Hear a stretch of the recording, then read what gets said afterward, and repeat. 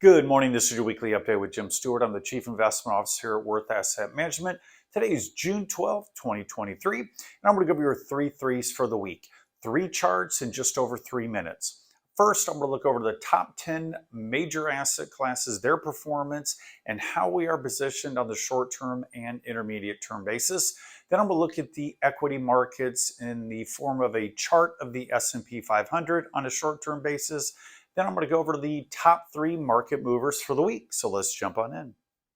Okay, let's go over the top 10 major asset classes of performance and how we are positioned on a short-term and intermediate-term basis.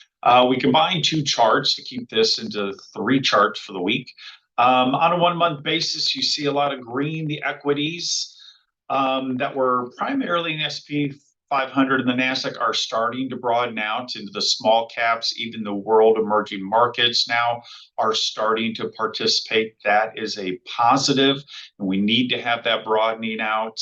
As you can see from this chart, though, however, the safety or the more secure places to be, the bonds, gold, real estate, commodities, more protection are actually underperforming, which makes sense. So let's fast forward on the 3-month basis. Again, a lot of green. The Russell 2000 or small caps, even though it's slightly negative, has turned bullish on the intermediate term basis. So again, the broadening out of these asset classes is important if this rally is to continue. If it doesn't, and we start going back red over on the short term, it'll pull the intermediate term down, and then this rally could fade.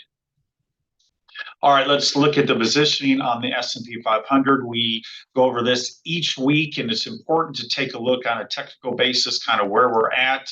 We've had a nice run since the 3rd week in March when we started adding back to the S&P, up 8.3% from that time.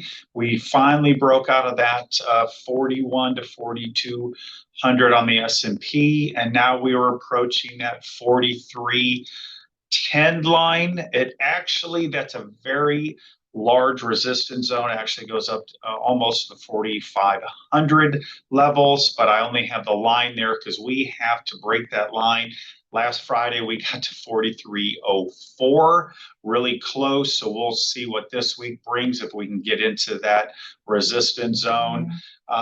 We're heading into the slower part of the economy time of year where we typically will stall out. So anticipate the market probably stalling out, broadening out, maybe in some of the larger cap-weighted indexes, the S&P and the NASDAQ, to start kind of fading here a little bit, maybe coming back down and touching the 4,200 and retesting that area again before it maybe takes off again. We shall see, but that's kind of what we're watching.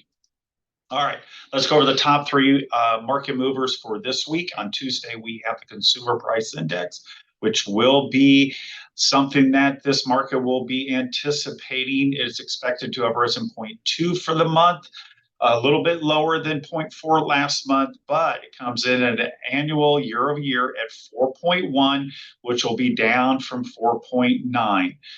Which is a positive because that's what the Fed wants to see. It's still way above their 2.0 outlook, but hey, a win's a win, coming down from 4.9 to 4.1.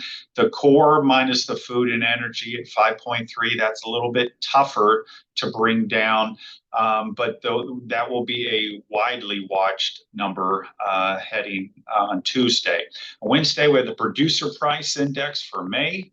That tracks the wholesale inflation, and right now it's projected to a slow to 1.5 from 2.3, so that's a very good positive for this market.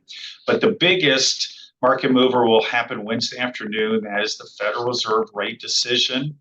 After the last 10 meetings and raising after the last 10 meetings to get us into that 5.25 interest rate level, there's an 80% chance, that's on the FedWatch tool, Fed futures, that they are going to pause. Now, they also use this term called skip. They're basically going to skip this June meeting and maybe reevaluate and go back to hiking in July.